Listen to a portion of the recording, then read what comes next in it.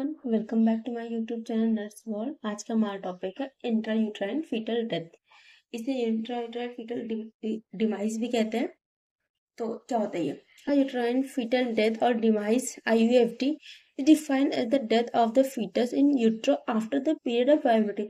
इसमें क्या होता है, जो फीटस का जो डेथ होता है यूट्रस में हो जाता है after the period of viability, मतलब वाइबिलिटी पीरियड को कंप्लीट करने के बाद फीटस का अगर डेथ यूट्रस में हो रहा है तो उसे कहते हैं इंट्रायूट्राइन फीटल डेथ।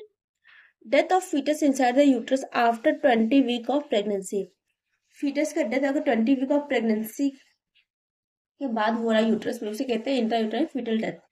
अगर इटियोलॉजी की बात करें तो सबसे पहले मैटरनल कॉजेज अगर देखा जाए तो हाइपरटेंसिव डिसऑर्डर, मदर को during pregnancy pre eclampsia, eclampsia, chronic hypertension है, डायबिटीज है, सीवियर अनीमिया है, हाइपर पैरेक्सिया है, मैटरनल कोई भी इन्फेक्शन हुआ है, यूट्राइन कोई एबनॉर्मलिटीज है, pre mature rupture of membrane है, ऑटो इम्यूनिटी है, प्री मैच्योर लेबर फिर डिलीवरी हो रही है, सर्वाइकल इनकॉन्टिनेंस, प्लेजेंटा ट्यूर है, प्लेजेंटा इनसफिशियंसी है, इसकी वजह से हो सकता है। अगर फीटल कॉजेस की बात करें तो फीटल कॉजेस लाइक कंजेनिटल कोई भी एबनॉर्मलिटीज है, कोई भी जेनेटिक डिसऑर्डर है, कोई भी इन्फेक्शन लाइक रूबेला, साइटोमेगालोवायरस से कोई भी इन्फेक्शन, या फिर आर्च इनकम्पैटिबिलिटी, या फिर इंट्रायूट्राइन ग्रोथ रिटार्डेशन हो रहा है, इसकी वजह से भी फीटल डेथ हो सकती है। बात है पेशेंट कंप्लेन, अगर ऐसा फीटल डेथ हो जा रही है तो जो मदर रहेगी क्या कंप्लेन करेगी। पहले तो उसका कंप्लेन रहेगा जो वेट है उसका डिक्रीज हो रहा है। अगर जो पुरानी रीडिंग रहेगी उसके हिसाब से उसका जो वेट है वो इंक्रीज नहीं हुआ है, डिक्रीज हुआ है। Fundal height less than the period of gestation, जो फंडल हाइट रहेगी वो गेस्टेशन के हिसाब से कम रहेगा। और जो फंडल इसका फीटल हार्ट साउंड अगर देखा जाए तो एब्सेंट रहेगा, कार्डियक एक्टिविटी वो भी एब्सेंट रहेगी, ये फिजिशियन द्वारा बताया जाएगा। ठीक है, और मतलब कहते हैं कि जो फीटल का मूवमेंट वो भी एब्सेंट है। तो इसमें से वेट, फंडल हाइट और वो फीटल मूवमेंट वगैरह जो है उसको दिखाई नहीं देंगे। मतलब डायग्नोसिस करेंगे तो डायग्नोसिस से पहले था नो फीटल मूवमेंट, फीटल्स का कोई भी मूवमेंट नहीं होगा। अगर एब्डोमेन पे देखा जाए तो फंडल हाइट जो रहेगा वो डिक्रीज रहेगा, मतलब less than the period of gestation से कम रहेगा। फीटल का हार्ट साउंड अगर हम डॉपलर से सुनेंगे तो कोई भी हार्ट साउंड नहीं सुनाई देगा। ठीक है, फिर अल्ट्रासाउंड करवाएंगे तो एक साइन दिखाई देता है जिसे कहते हैं स्पेल्डिंग साइन, कहते हैं क्या कहते हैं उसे, स्पेल्डिंग साइन। तो ये क्या होता है, इसमें क्या होता है स्पेल्डिंग साइन में overlapping of the cranial bone on one another. इसमें कहते हैं जो क्रैनियल बोन, जो स्कल बोन होते हैं वो एक दूसरे को ओवरलैप कर जाते हैं। और ये कब दिखता है, after 7 days of fetus death. ठीक है, फीटस के डेथ होने के 7 days बाद ये साइन दिखाई देता है। तो इससे हम लोग टाइम भी बता सकते हैं कि डेथ कितना टाइम हुआ है। तो स्पेल्डिंग साइन क्या होता है, जो जो हमारा स्कल बोन होता है वो ओवरलैप कर जाते हैं। इसके बाद एक्सरे करवाएंगे तो इसमें क्या होता है, एक्सरे अगर नॉर्मली देखा जाए तो प्रेगनेंसी में नहीं करवाते, लेकिन अगर कंफर्म होगा कि फीटस की डेथ हो चुकी है तो करवाते हैं। उसमें क्या दिखाई देगा, रॉबर्ट साइन करते हैं। रॉबर्ट साइन में क्या होगा, हम लोग एक्सरे करवाएंगे तो ग्रेटर वेसल्स लाइक ओटा, इंफीरियर वेना कवा, इसमें क्या होगा, एयर बबल्स मतलब गैसेस दिखाई देंगे, एयर बबल्स दिखाई देंगे।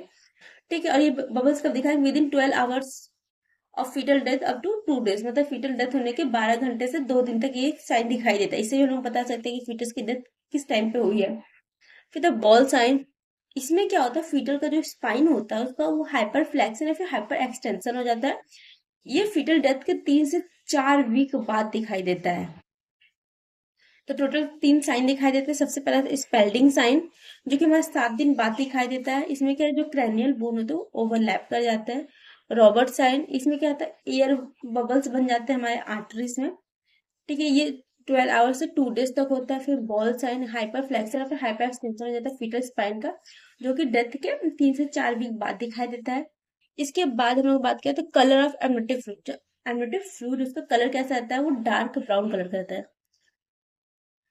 बात है कॉम्प्लिकेशन, तो कॉम्प्लिकेशन क्या होता है, DIC, जो मेन आता है, बहुत सारे कॉम्प्लिकेशन, साइकोलॉजिकल प्रॉब्लम हो जाएगी मदर को, इन्फेक्शन वगैरह। तो सबसे मेन जो है वो हमारा DIC है। इसमें क्या था, इसे डिसएमिनेटेड इंट्रावेस्कुलर कोगुलोपैथी कहते हैं। इसमें क्या होता है, जो क्लॉटिंग मैकेनिज्म होता है, जो क्लॉटिंग मैकेनिज्म वो एक्टिवेट हो जाता है और जो जो क्लॉट होता है वो सर्कुलेशन में बनने लगता है। ठीक है, क्लॉटिंग मैकेनिज्म एक्टिवेट हो जाएगा, ब्लड क्लॉटिंग होने लगेगी सर्कुलेशन में, और बहुत ही रैपिडली होता है। ठीक है, इतने रैपिडली तो जितने भी क्लॉटिंग फैक्टर और जो इतने भी प्लेटलेट वगैरह वो कंज्यूम हो जाता है, इसलिए इसे कंजप्शन कोगुलोपैथी भी कहा जाता है। ठीक है, जिससे क्या अनकंट्रोल मदर में ब्लीडिंग होगी। इसके अलावा थ्रोम्बोइम्बोलिज्म हो जाएगा। तो ये कॉम्प्लिकेशन होता है, जो कि ये भी ये कब दिखाई देता है, 3 to 4 वीक।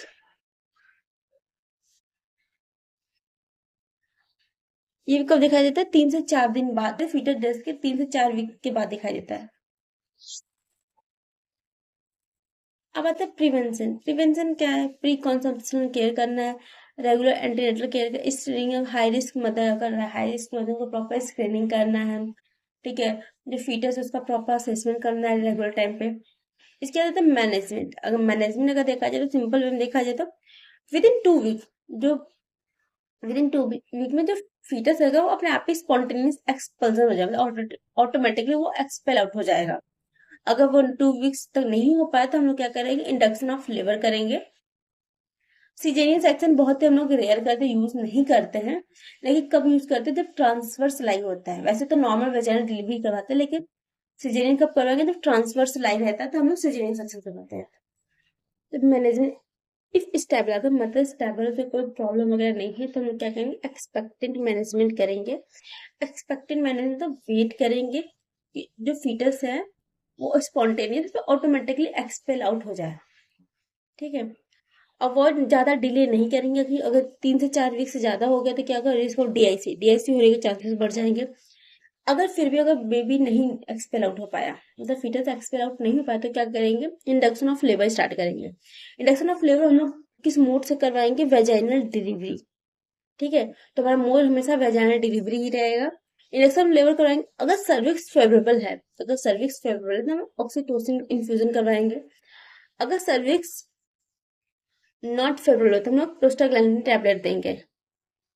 ठीक है, इसके बाद आता है पोस्टपार्टम मैनेजमेंट। पोस्टपार्टम मैनेजमेंट हम लोग को एक कैप्रेगोलिन देना है। क्या देना है, कैप्रेगोलिन।